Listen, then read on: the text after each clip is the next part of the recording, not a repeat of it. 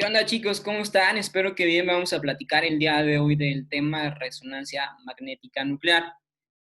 En realidad, pues bueno, lo que vamos a platicar el día de hoy es únicamente una pincelada sobre aspectos, generalidades y un poco técnicos sobre la resonancia magnética nuclear y algunas de las secuencias especialmente utilizadas en radiodiagnóstico de cráneo y columna. La parte ya propiamente más técnica en relación a los estudios y patologías encontradas en este tipo de imágenes, la vamos a dejar para la sesión en vivo para poder tener una comunicación un tanto más bidireccional y que los contenidos se absorban de manera más eficiente. Entonces, bien, vamos a empezar a platicar de algunas cosas importantes sobre la resonancia magnética nuclear. Así como ocurría con la tomografía computada, la resonancia magnética nuclear también me permite obtener imágenes de forma tridimensional. Podemos obtener cortes de tipo sagitales, podemos obtener cortes de tipo coronales o cortes también de forma axial.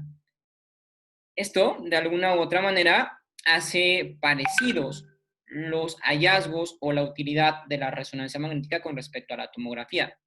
Sin embargo, cuando hablamos de aspectos como la nitidez, como la sensibilidad y el valor propiamente clínico de las imágenes de resonancia magnética nuclear, tenemos que estas imágenes están muy por encima de las imágenes de tomografía.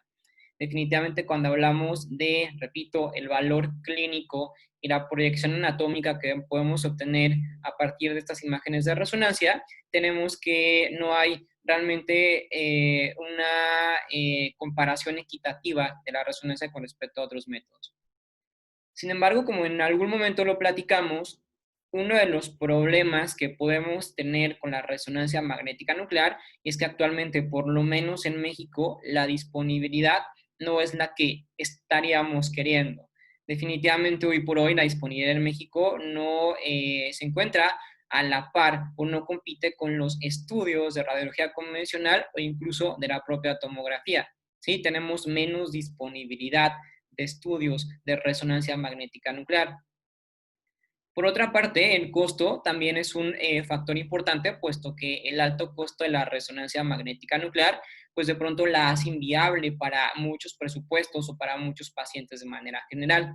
Tenemos que un estudio de cráneo o un estudio de columna en cualquiera de sus segmentos, de forma simple, una resonancia magnética simple, ya no digamos contrastada, oscila de entre los 4,000, 5,000 hasta 8,000 pesos posiblemente, dependiendo de el lugar en donde queramos solicitar el estudio. Entonces, definitivamente, cuando hablamos de los costos, no es un estudio que podamos estar solicitando de manera protagónica sobre el primer eslabón de radiodiagnóstico en los pacientes. ¿Sí? Por eso, justamente es que de pronto podemos llegar a tener una lesión de rodilla en donde estemos proponiendo o estemos pensando en diagnósticos presuntivos de lesiones ligamentarias, pero recurrimos a la radiología simple para obtener por lo menos una visión general de la patología antes de recurrir a la resonancia magnética nuclear. Esto pues relacionando los costos de una y los costos de otra. Definitivamente sabemos que cuando buscamos hacer un diagnóstico preciso de componentes ligamentarios o tejido blando, la resonancia magnética nuclear va a ser per se la mejor estrategia de radiodiagnóstico. ¿Sí? Sin embargo, pues con el costo de pronto hace un poquito inviable la situación. La resonancia magnética nuclear, pues bueno, me puede servir para un montón de componentes en vías de obtener una buena evaluación. Cuando hablamos de tejido blando, pues bueno, me permite observar con mucha claridad componentes ligamentarios, tendones, bursas, músculos, tejidos grasos, compartimentos, y muy especialmente que a propósito es lo que nos trae acá, sistema nervioso central y sistema nervioso periférico.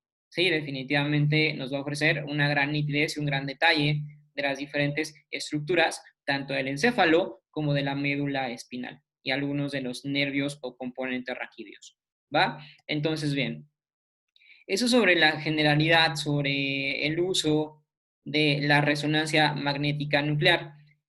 Bien, sobre cómo se produce la resonancia, cómo podemos obtener las imágenes a partir de este tipo de métodos. Pues bueno, lo que tenemos aquí en tu pantalla son dos tipos de resonadores diferentes. Por acá tenemos un resonador cerrado, lo que se conoce como estudio de resonancia magnética cerrada, y por acá tenemos un resonador abierto, ¿sí?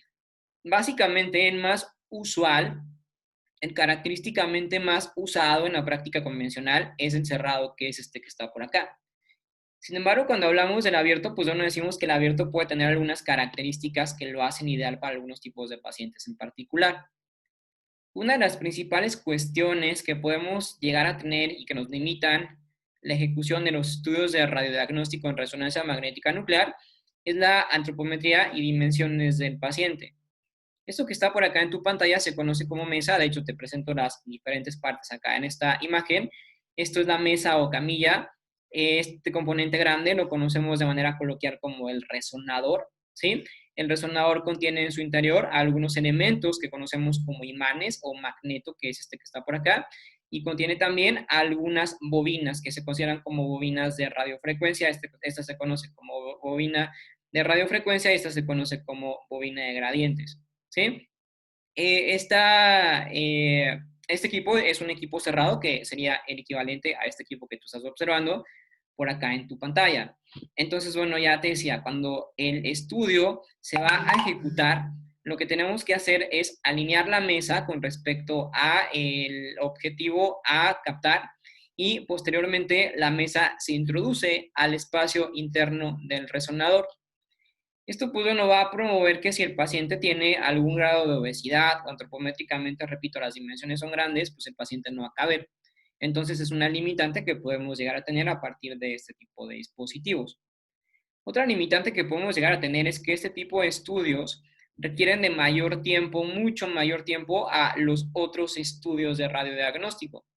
Tenemos que cuando hablamos de la resonancia magnética nuclear, hablamos de secuencias. Hablamos de la secuencia T1, secuencia T2, secuencia FLAIR o diferentes tipos de modalidades de secuencia. Eventualmente una secuencia pues bueno, puede demorar de entre 4 a 8 minutos dependiendo de la secuencia que se esté solicitando, y también obviamente las propias características del equipo. Pero de esta manera, pues bueno, podemos sintetizar o podemos generalizar que un estudio convencionalmente pues estará durando de entre 20 a unos 40 minutos dependiendo de la cantidad de secuencias que se van a obtener en ese estudio.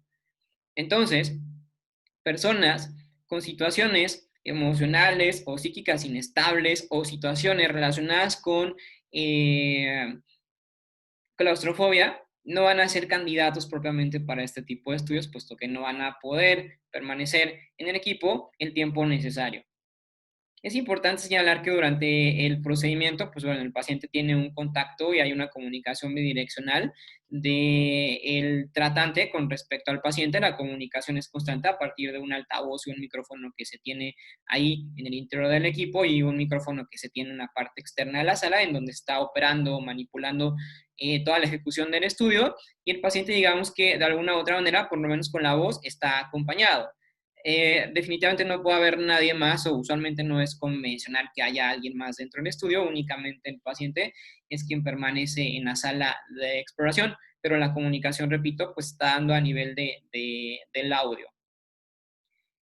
Eh, es importante que el paciente también esté siguiendo ciertos comandos, es decir, de pronto podemos pedirle al paciente que respire profundo, que inhale profundo, que saque el aire, o situaciones relacionadas con comandos. Entonces, por ejemplo, si el paciente no sigue o no es capaz de estar siguiendo comandos, también es una limitante que podemos llegar a tener a partir de este tipo de estudios, ¿sí?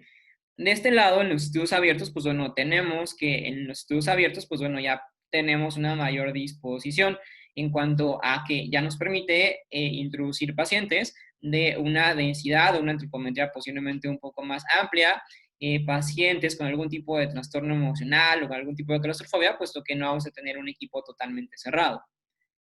Por ejemplo, en veterinaria, este tipo de estudios son actualmente pues, muy usados, puesto que de pronto introducir a algunos animales como leones o como algunos mamíferos extremadamente grandes, pues no va a ser inviable meternos acá en este tipo de dispositivos. Esto porque la resonancia magnética nuclear no es únicamente usada en humanos, sino que también en veterinaria la resonancia puede llegar a ser de alta utilidad. ¿Sí? Entonces, bueno, fundamentalmente son los equipos de los que podemos llegar a disponer. ¿Sale? Estarás preguntando cómo es que esto funcionó, cómo es que podemos obtener las imágenes a partir de este tipo de dispositivos. Bien, lo que necesitamos para producir una imagen con un resonador, pues bueno, básicamente es un imán y unas ondas de radiofrecuencia. Los imanes son definitivamente la pieza clave y la pieza más importante cuando hablamos de la nitidez de los estudios. Tenemos que actualmente en la práctica convencional se utilizan imanes, que ya lo veíamos por acá, que es el imán. Se utilizan imanes que oscilan de entre los 0.38 a 3 teslas. Actualmente los equipos más nuevos o más modernos trabajan con 3 teslas. Me parece que escuché hace poco tiempo que estaba ya manejando un equipo de 5 teslas. Actualmente digo, como yo no me dedico de manera particular a temas de resonancia magnética, tal vez esté un poco desactualizado en ese sentido, hasta bueno, donde yo me quedé, el equipo más nuevo que actualmente se utiliza es equipo de 3 teslas, pero repito que llegué a escuchar que creo que ya estaba manejando en algunos países de primer mundo, obviamente, equipos de 5 teslas. ¿Sale? En México, fundamentalmente, lo más nuevo que tenemos, pues bueno, son teslajes de 3. Para que te des más o menos una idea de la intensidad de magnetismo de la que estemos hablando, vamos a hacer una comparación. En fisioterapia, cuando hacemos uso de la magnetoterapia, manejamos diferentes grados de intensidad, o también conocido como densidad. Podemos llegar a manejar desde 1 hasta 200 Gauss. Y prácticamente 200 Gauss es la caracterización más amplia o más alta en cuanto a la densidad o intensidad en magnetoterapia. Decimos que 200 Gauss ya se maneja como alta intensidad en magnetoterapia. Un Tesla, para que te des una idea y hagan la comparativa, es el equivalente a 10.000 Gauss. ¿Sale? Entonces, únicamente en un Tesla, equipos que manejen únicamente un Tesla, ya están manejando 10.000 Gauss, muy por encima de los 200 que nosotros habitualmente manejamos como parte de la magnetoterapia. ¿Sale? Si quieres hacer una diferenciación un tanto más general y un tanto a lo mejor más común, lo puedes tú diferenciar con respecto al magnetismo de la propia Tierra, del estado gravitacional. Sabemos actualmente que el magnetismo que ejerce la Tierra sobre nosotros es de 0.05 Gauss. ¿Sí? 0.05 Gauss es el magnetismo que actualmente nos está manteniendo de pie. ¿Sí? En ese sentido, pues bueno, intenta hacerte una diferencia con respecto a la cantidad de energía electromagnética, que utiliza en equipo de resonancia y otras fuentes de electromagnetismo. ¿Sale? Entonces, bien, como ya te decía, lo primero que necesitamos es fundamentalmente una fuente electromagnética que va a ser propiciada por el imán. ¿Sí? Una vez que tenemos una fuente electromagnética y que esa está activa, pues bueno, básicamente lo que va a hacer es interactuar con los diferentes átomos de mi organismo. Los átomos favoritos de las corrientes electromagnéticas son definitivamente el hidrógeno. El hidrógeno, ¿por qué? Pues bueno, porque tiene un número impar, porque es un átomo positivo y porque definitivamente cuando hablamos de abundancia es el átomo que está mayormente abundante en mi organismo. ¿Sale? Entonces el hidrógeno reacciona, interactúa de manera muy eficiente con el campo electromagnético. Entonces lo que hace el campo electromagnético fundamentalmente es alinear. En términos de física, decimos, hay un libro de hecho muy bueno que si a alguien le interesa este tema de la resonancia, se llama El canto de los protones, que es un libro que hace referencia al electromagnetismo. Es un libro pequeño, no es muy grande y puede ser muy interesante. Como cultura general, que él habla, ese libro, el autor habla de un spin o habla justamente de un baile. Él dice que, o él asocia a los átomos de hidrógeno como elementos que son capaces de bailar. Esto porque cuando son estimulados a partir de un campo electromagnético, estos hacen rotación, ¿sí? Hacen una rotación con fines de alinearse. Entonces los hidrógenos, a expensas de esta rotación, se van a alinear todos en un mismo vector. ¿Sale? Entonces lo que hace el campo electromagnético es alinear a los átomos de hidrógeno para que estos estén mirando hacia una misma posición o hacia un mismo vector. Cuando esto ha sido generado y cuando entonces ya se tiene una disponibilidad adecuada de los átomos de hidrógeno, estos átomos son estimulados a partir de un campo de radiofrecuencia. ¿Sale? Ese campo de radiofrecuencia llega directamente a esos electrones que ya están magnetizados y que ya han cambiado su polaridad, y estas fuentes de radiofrecuencia los van a estimular. Una vez que esta radiofrecuencia estimula a los átomos de hidrógeno, estos átomos de hidrógeno van a cambiar las condiciones energéticas. Y ese cambio justamente en la energía de los átomos de hidrógeno va a ser captado por un componente que se conoce como antena.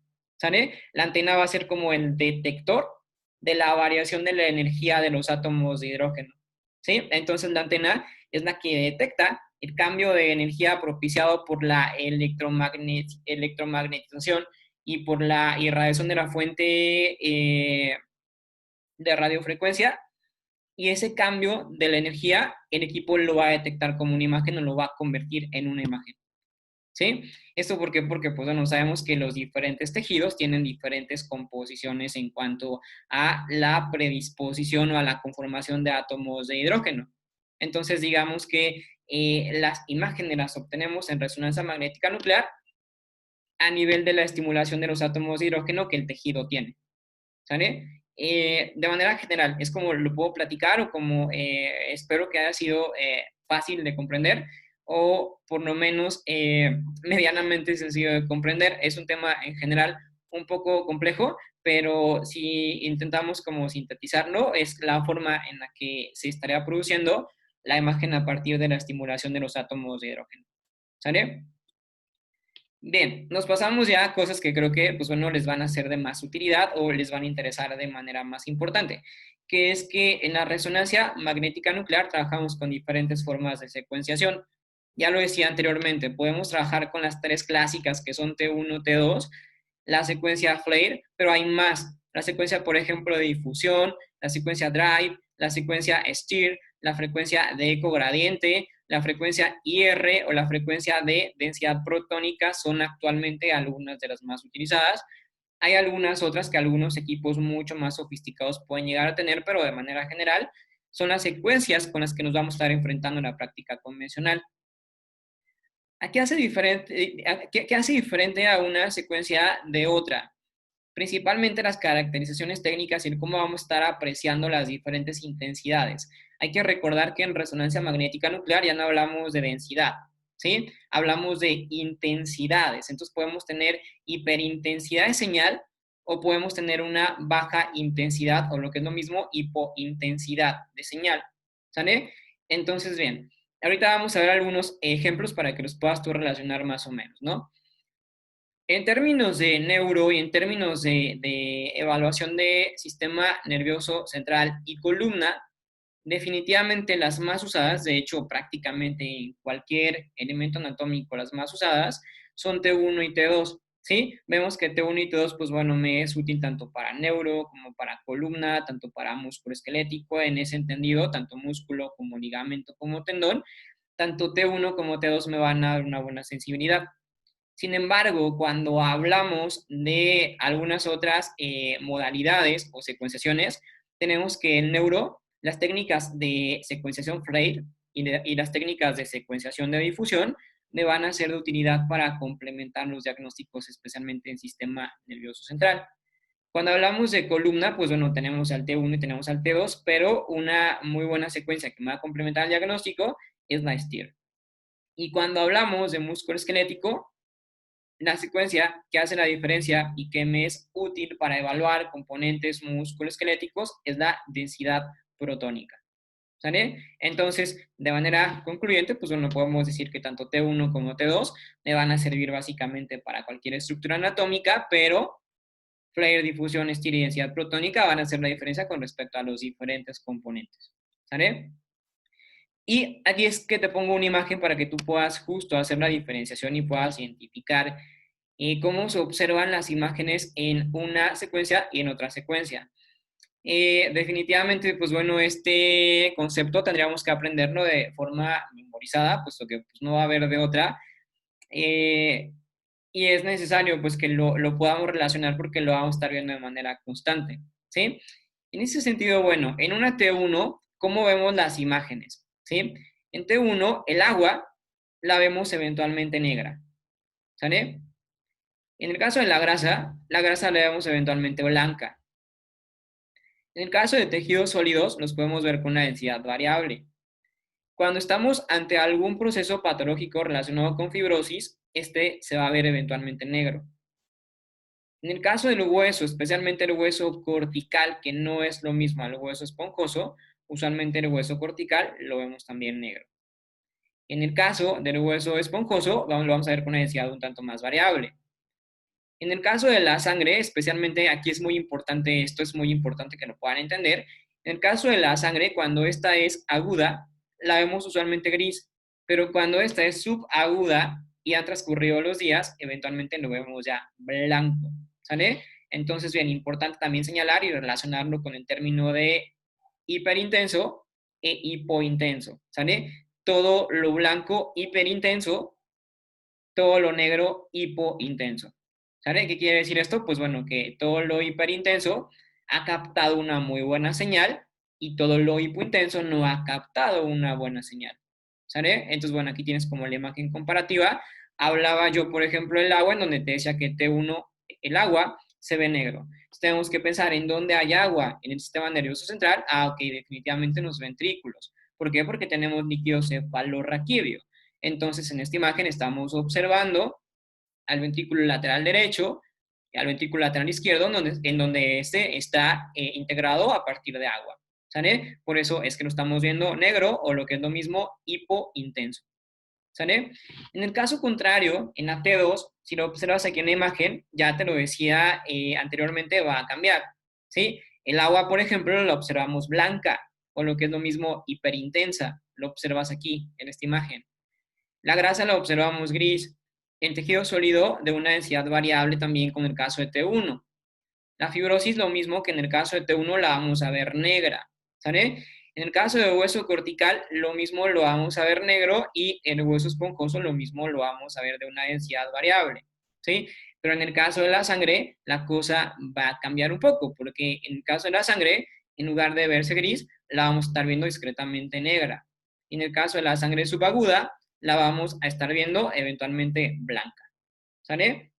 Entonces, es una de las características que podemos estar evaluando sobre las diferentes secuelas y es importante entonces que lo podamos aprender y lo podamos relacionar, puesto que a nivel de la exploración de las diferentes secuencias, lo vamos a estar viendo distinto, sí vamos a ver esa diferencia.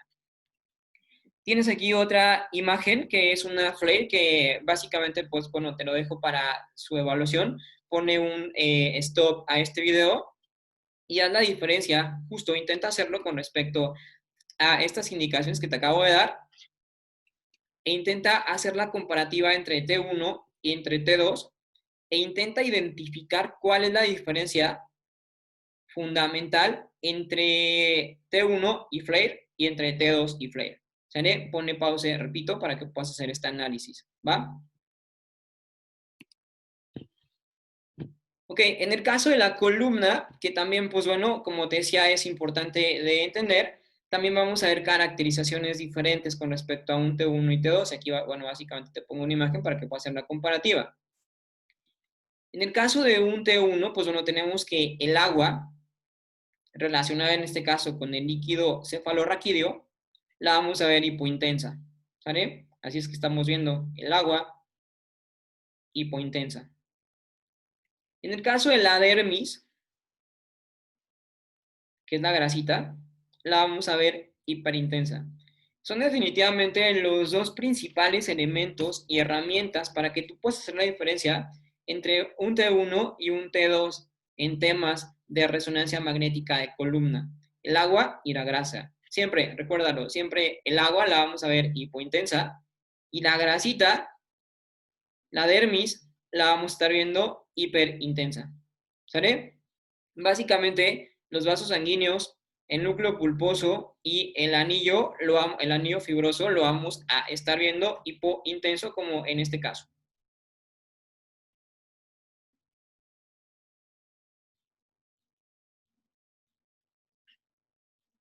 ¿Sale?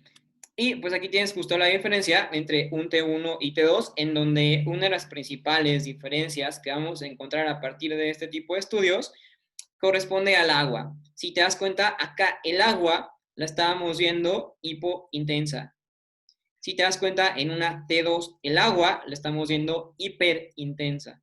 ¿Sí? Como ya lo mencionamos previamente en esta gráfica, ¿sale? Aplica exactamente igual en temas de columna. Entonces aquí es que puedes hacer justamente la diferenciación con respecto a,